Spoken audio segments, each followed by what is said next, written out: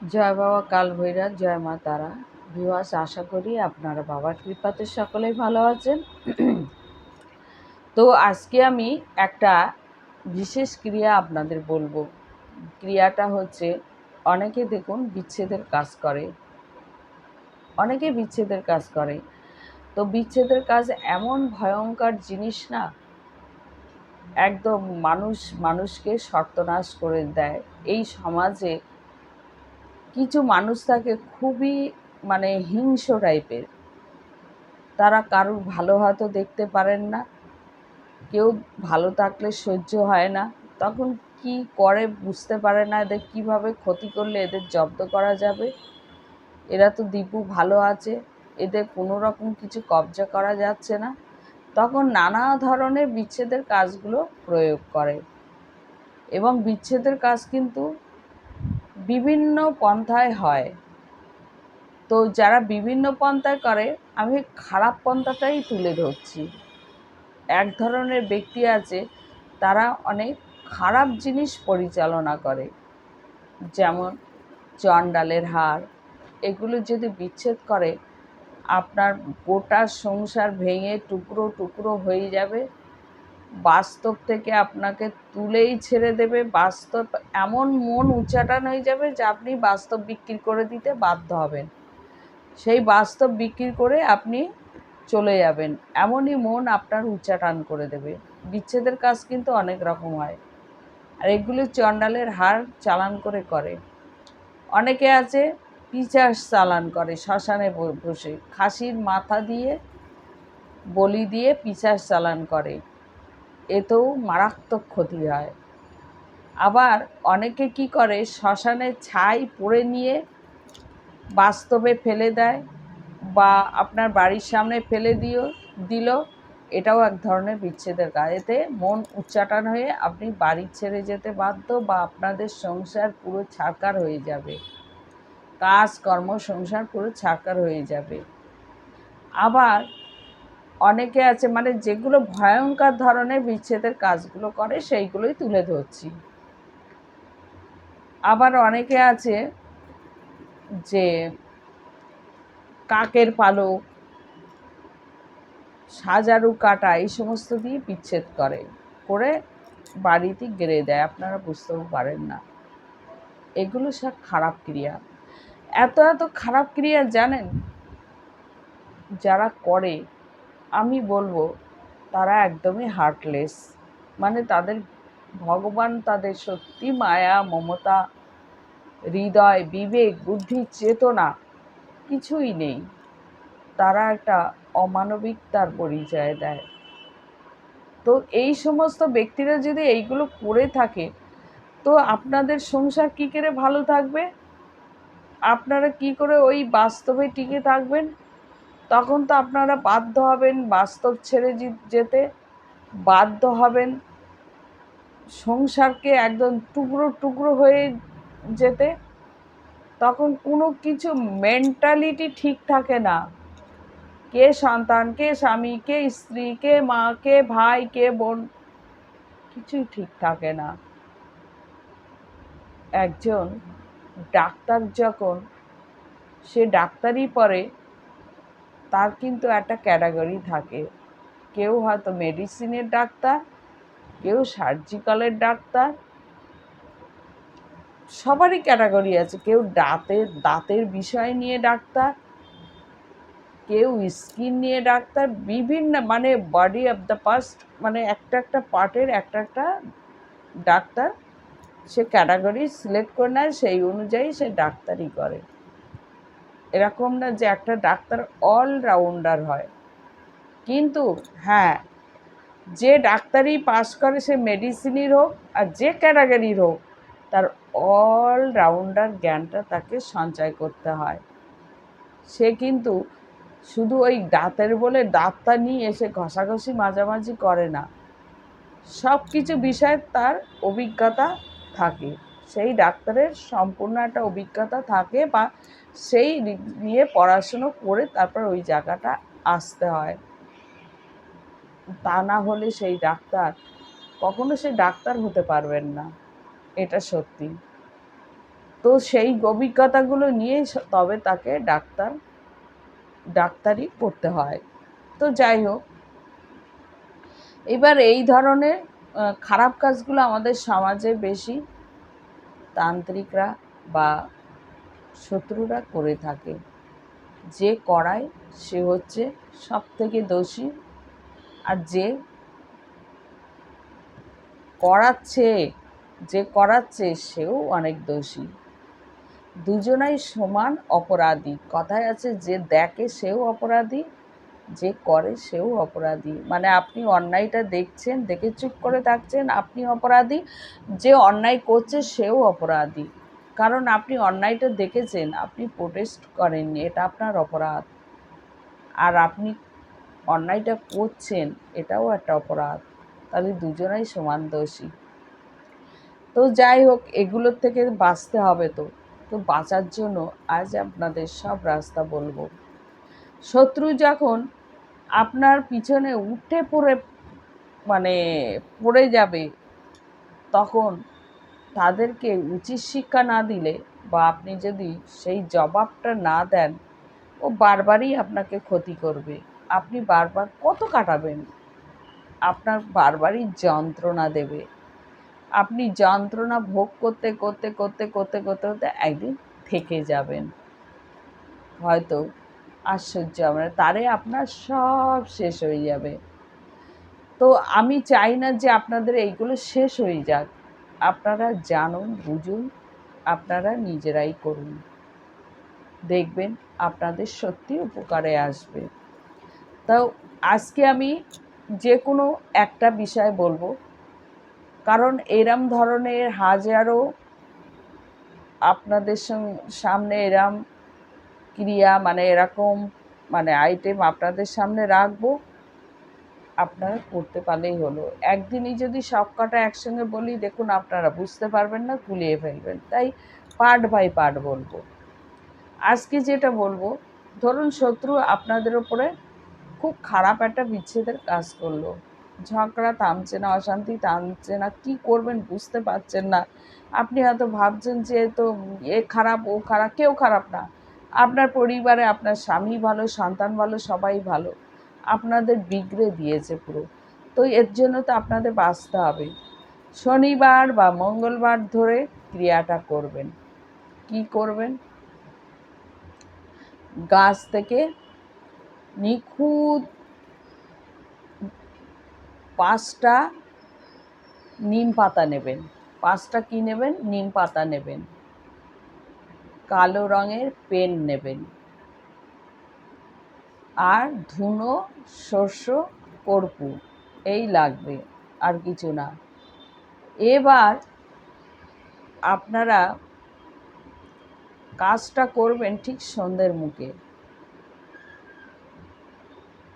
দক্ষিণ দিকে মুখ করে বসবেন।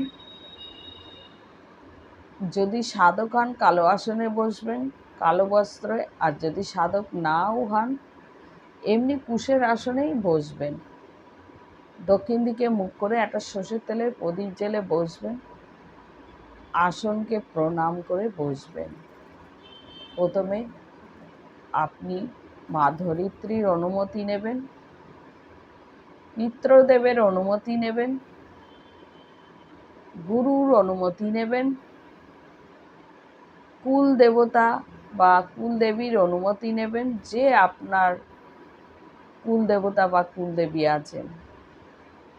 শ্রী সিদ্ধিদাতা গণেশের অনুমতি নেবেন, নিয়ে আসনে বসবেন। এবার কি করবেন? নিম পাতার মতো ওই 5টা নিম পাতায় উল্টো পিঠে লিখবেন। নিম পাতার উল্টো পিঠে, এটা উল্টো চালান। তো উল্টো পিঠে কি লিখবেন? শত্রু, গুপ্ত শত্রু। কারণ আপনি তো সঠিক জানেন না আপনার কোন শত্রু গোপনে ক্ষতি করছে না করছে, আপনি তো জ্ঞাত না। আপনি কার নামটা আপনি দেবেন? আপনি তো হয়তো সাধক হলে, যারা সাধক আছেন তারা হয়তো জানতে পারেন, একটু হলেও জানতে পারেন। যারা সাধক না, তারা কি করে জানবেন? তারা তো সত্যিই জানেন না, আন্দাজে কার করবে ক্ষতি। শত্রু গুপ্তসূত্র লিখলেই হয়ে যাবে, কালো কালি দিয়ে লিখবেন নিম পাতার উল্টো দিকে। এবার লেখার পরে আমি যে মন্ত্রটা দেব ওই মন্ত্রটা 108 বার সিদ্ধি করে নেবেন। সিদ্ধি করার পরে ওই মন্ত্রটা 11 বার পড়বেন। 11 বার কী করবেন? পড়বেন, 11টা ফুঁক দেবেন। মানে একটা করে মন্ত্র পড়বেন আর একবার করে ফুঁক দেবেন। দেওয়ার পরে এবার কি করবেন? ওটাকে ধুনো, কর্পূর, শস্য মিলবাট করবেন। করে ওর মধ্যে ওই নিম পাতাগুলো ফেলে দেবেন, দিয়ে জ্বালিয়ে পুড়িয়ে ছাই করে দেবেন, দিয়ে কোনো 4 রাস্তার মাথায় ফেলে আসবেন। আর পিছন ঘুরে দেখবেন না। শত্রুর নাম করে করবেন এটা, যে আমার যে শত্রু আমাকে বিনা দোষে ক্ষতি করছে বা আমাদের বিচ্ছেদ করে আমাদের বরবাদি করছে, শত্রুতামি করছে, মা তুমি এর উত্তর দিয়ে দাও, আমাদের ওপর থেকে কেটে দাও, যে করছে তার জিনিস তাকে রিটার্ন করে দাও।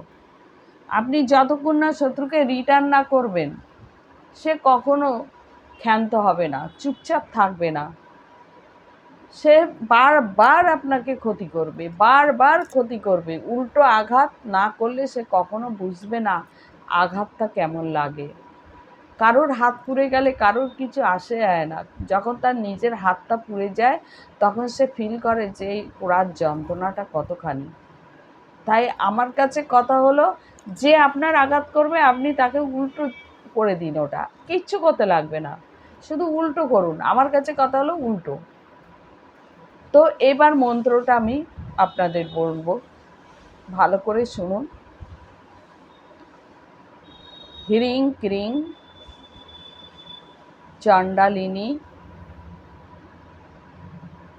ভৈরবিনী হুং হুং কুরু কুরু স্বাহা। কি বললাম? হ্রিং ক্রিং চণ্ডালিনী ভৈরবিনী হুং হুং কুরু কুরু স্বাহা। এই মন্ত্রটা বলার আগে মা চণ্ডালিনী আর ভৈরবিনী দুজনাই উগ্র, দুজনা মিলেই কাজটা করে থাকেন। তো আর ওম কেন বললাম না? ওম কখনো যখন আপনি কালো বিদ্যা চালান করবেন সেই বিদ্যার আগে যদি ওম শব্দটা ব্যবহার করেন ওই বিদ্যার তীব্র তেজটা নষ্ট হয়ে যায়। যখনই আপনি তীব্র গতিতে মন্ত্র প্রয়োগ করবেন তখন ওম শব্দটা তুলে দেওয়া হয়। ওম বললে সেই মন্ত্রটা তখন সাত্ত্বিক দিকে চলে যায়। যেহেতু আপনি এটা একরকম তামসিক বিদ্যা করছেন, তাই না? আপনি শত্রুকে জব্দ করতে চাইছেন, তো শত্রুকে জব্দ করতে গেলে আপনাকে এটা ওম শব্দটা তুলে শুধু হ্রিং ক্রিং হুং হুং, কি বললাম? হ্রিং ক্রিং হুং, হ্রিং ক্রিং চণ্ডালিনী ভৈরবিনী হুং হুং কুরু কুরু স্বাহা। ব্যাস এইটুকু বলবেন। বলার পরে 11 বার বলে 11 বার ওই নিম পাতার ওপর ফুঁক দিয়ে নিম পাতাটা জ্বালিয়ে দেবেন। দেখবেন যে করেছে তার তামাশা তার কাছে চলে যাবে, আপনাদের ঝগড়াঝাটি নিমেষের মধ্যেই থেমে যাবে, সবার মাথা ঠান্ডা হয়ে যাবে। আপনারা নিজেরাও বুঝতে পারবেন না, যে তখন মনে হবে না যে আপনাদের মধ্যে বিচ্ছেদ ছিল, যেন সবাই যেন একটা শান্ত মেজাজে চলে আসবে। এবার কি করবেন? হ্যাঁ, এটা হওয়ার পরে প্রতি শনিবার বা মঙ্গলবার ধরে লেবু কাটান করবেন। দেখুন, কেউ কোনো দিন বলতে পারবে না পার্মানেন্টলি আপনার কোনো ক্রিয়া মানে স্থায়ী হতে পেরেছে। কোনো জিনিস স্থায়ী বলে কিছু হয় না। যারা বোঝায় ভুল বোঝায়। আমি সত্যটা তুলে ধরতে ভালোবাসি। পার্মানেন্ট বলে কিছু হয় না। যে যত বড় তান্ত্রিক হোক, সে যদি বলে যে এই জিনিসটা পার্মানেন্ট আছে, আমি করে দিচ্ছি, যদি আপনার থেকে লক্ষ টাকাও নেয়, তা সে জিনিসের কোনো পার্মানেন্ট বলে কোনো জিনিস হয় না। ঠিক একদিন না একদিন ওটা কবজ তাবিজ নষ্ট তো হয় না, আপনার ওটাকে বন্ধন করে দেয়। আর যখনই বন্ধন করে দেয়, ওটার কোনো কাজ হয় না, তখন দেখা গেল আপনার আবার সেই যা তাই হতে থাকে। কারণ বন্ধন বলতে দেখুন, চালান এমন খারাপ জিনিস না, চালানের দ্বারা মানুষকে একদম জীবন অতিষ্ঠ করে দেয়। কিছু কিছু তান্ত্রিক কাছে সারা 24টা ঘন্টা চালান ক্রিয়া করে। আর চালান যখনই ঢুকবে আপনি বুঝতে পারবেন, ঘরের আষ্টে গন্ধ ছাড়াবে না।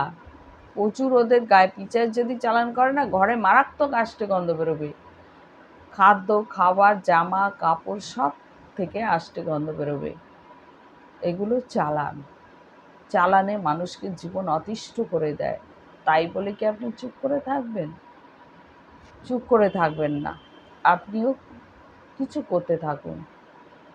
তো এবার প্রতি শনিবার বা মঙ্গলবার ধরে কাটান করতে হবে। কাটান ক্রিয়া আমি আমার ভিডিওতে অনেক দিয়েছি, আপনারা প্লেলিস্ট সার্চ করলে পাবেন, আমি আবারও দেব। আজ এই পর্যন্ত রাখলাম। যদি আপনাদের এটা উপকারে লাগে, অবশ্যই আপনারা লাইক কমেন্ট শেয়ার করবেন, যাতে আপনারা পুনরায় আরও নতুন ভিডিও পেতে পারবেন। জয় বাবা কাল ভৈরব, ভালো থাকবেন।